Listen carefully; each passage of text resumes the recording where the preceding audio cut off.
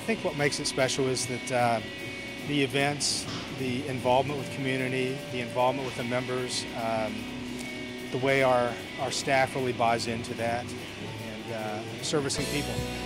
They really believe in it.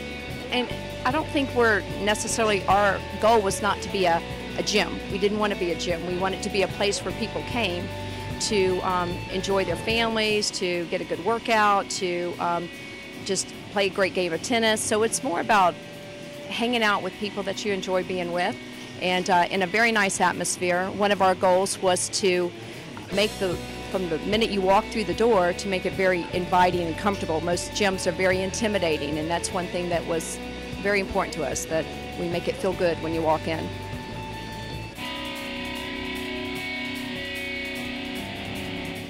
Disney, they're a big one. We used to go to a lot of the Disney Institutes, actually, and hear how they did things. And then I think outside of our industry, we look to the hotel industry a lot, because we are very much like a hotel. We just don't have beds.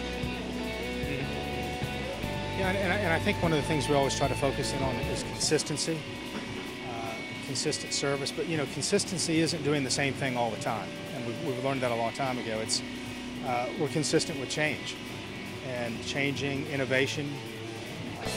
That's critical for our growth.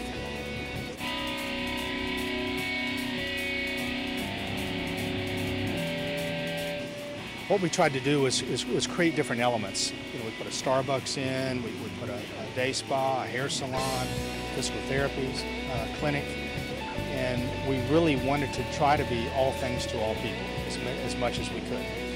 And our focus is always on youth, children, and seniors.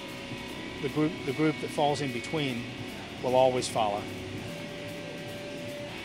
I think innovation is very important to us. We wanted to do things, if it was about creating things to motivate people, because exercise just isn't always fun for a lot of people, and they don't want to do it. So we had to be very creative and try to think of new ways to do things, new classes. And if it's going to be a brand new piece of equipment that's out there in LA or in New York, we want it here in Mandeville, Louisiana. We're going to have it.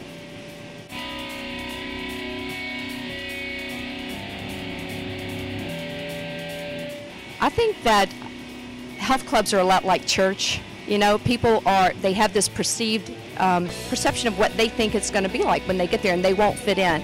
And I think when they walk through the doors, they're like, wow, this is nice, this feels good. And you know what, I look better than some of the people here. It's, you know, they're not as intimidated. So I think once they get in the door, which is the hardest thing for people to do, once they walk through the door and they tour the club and they see some people they know, it's like, I want to be a part of this. That's what our goal is. We want them to want to belong to the club.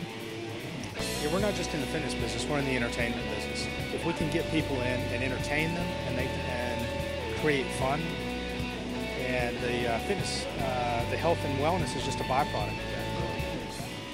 I think our goal was to try to replicate some of the things we do here in other locations, and maybe even other parts of the country or the world. I just think with the obesity epidemic, you know, there's a need for what we do everywhere. And I think the challenge in this business, as well as other businesses, is not to focus on the financial, and not to focus on the numbers. When clubs and businesses focus on that, it's a lot like playing tennis. And if you focus on the scoreboard, you're always looking at the scoreboard rather than the ball, you're going to lose. And I think the success of business and businesses, and especially in the fitness business, if you focus on the people, and servicing the people, and serving the people, you'll be successful.